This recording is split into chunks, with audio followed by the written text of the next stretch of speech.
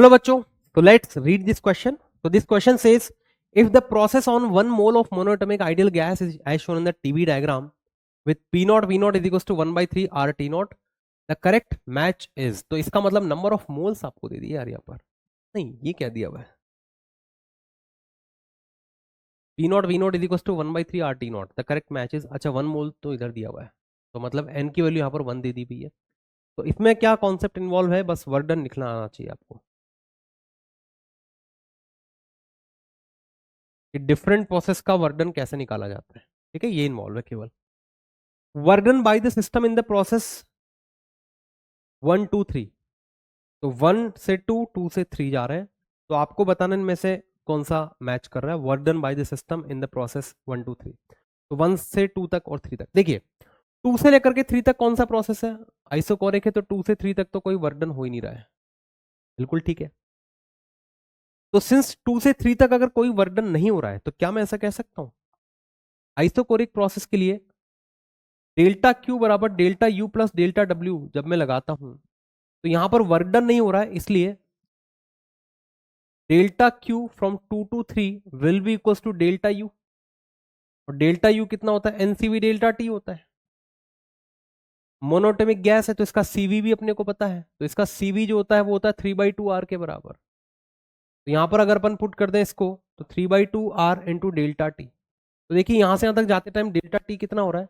तो ये हो रहा है टी नॉट माइनस में टी नॉट बाई 3.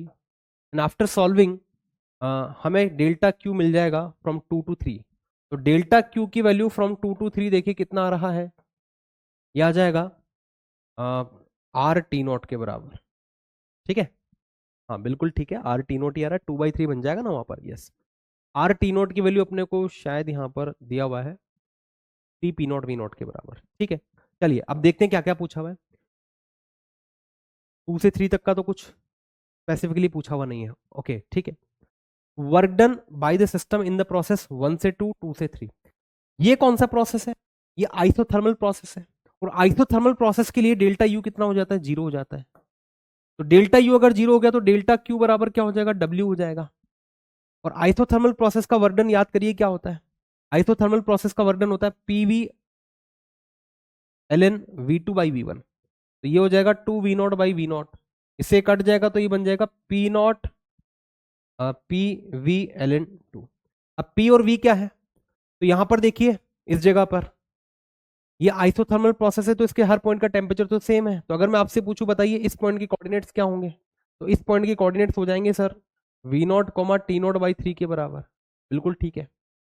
ओके, तो अभी देखते हैं पीवी की वैल्यू क्या दी हुई यहाँ पर.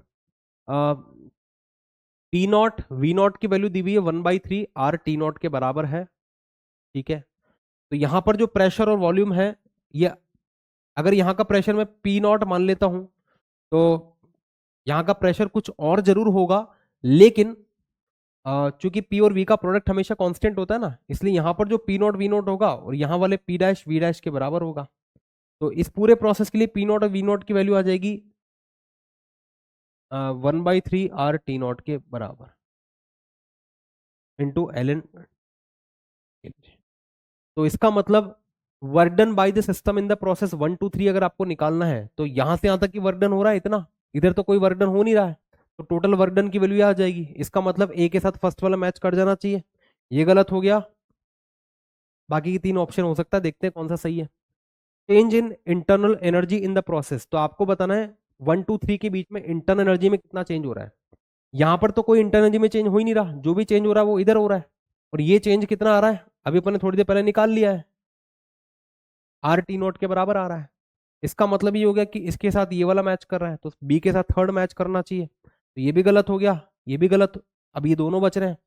अब सी दोनों का सेम दिया हुआ है, तो क्यों ना डी को चेक कर लिया जाए सीधा. तो चलिए पहले निकाल ही लेते हैं ना यार, सी और D. Heat absorb by the system during the process 1 to 2.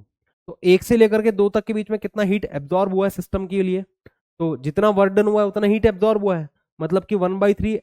इसका मतलब यार इसके साथ भी यही मैच कर रहा है, तो डी के साथ भी फर्स्ट मैच कर रहा है, तो ये वाला हो जाना चाहिए फिर. तो ये अपना करेक्ट आंसर हो जाएगा. टी को भी चेक करके देख लेना. Heat absorb by the system during the process 1 to 3. तो 1 से 2, 2 से 3, तो 1 से 2 तक इतना हीट एब्जॉर्ब हो गया और 2 से 3 तक इतना हीट एब्जॉर्ब हो गया, दोनों को जोड़ दीजिए. तो वो आ जाएगा। तो मतलब कि फिफ्थ आ रहा है इसमें तो, है ना, तो इसके साथ ये मैच कर रहा है।